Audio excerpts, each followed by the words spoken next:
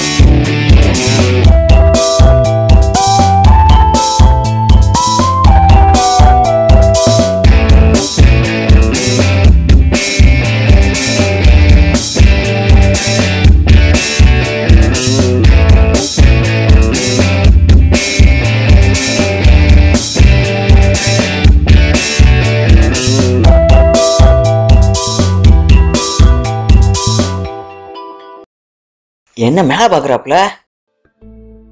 கேள்றா தம்பி. தம்பி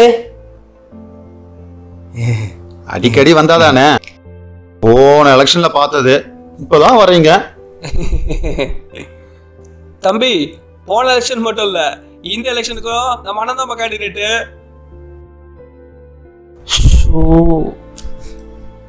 சரி, என்ன எந்த பக்கம்?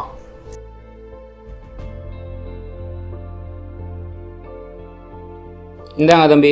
வெக்கப்படாதீங்க, வாங்கிக்க தம்பி. போன தேர்தல்ல உங்ககிட்ட நோட்டை வாங்கிட்டு உங்களுக்கே ஓட்டும் போட்டேன். நல்ல விஷயம் தானே தம்பி? அப்போ நான் 4 பேருக்கு சம்பளம் கொடுத்துட்டு இருந்தேன். ஆனா இப்போ என் தொழில் முடங்கி கையில காசு இல்லாம நாயா பேய சுத்திக்கிட்டு இருக்கேன்.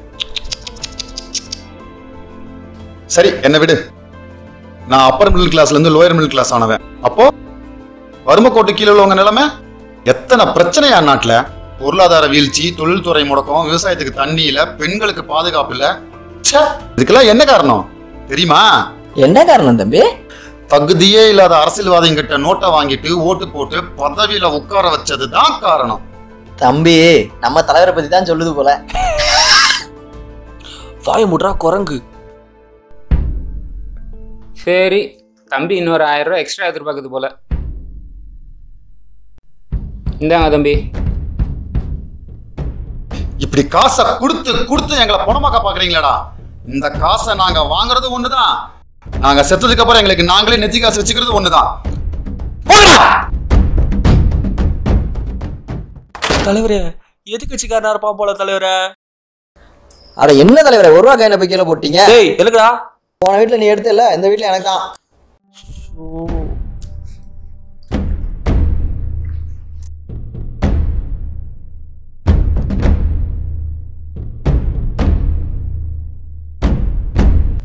ஓட்டுக்காக நீங்கள் வாங்கும் ஒவ்வொரு காசும் நெத்தி காசு என்பதை மறந்து விடாதீர்கள்.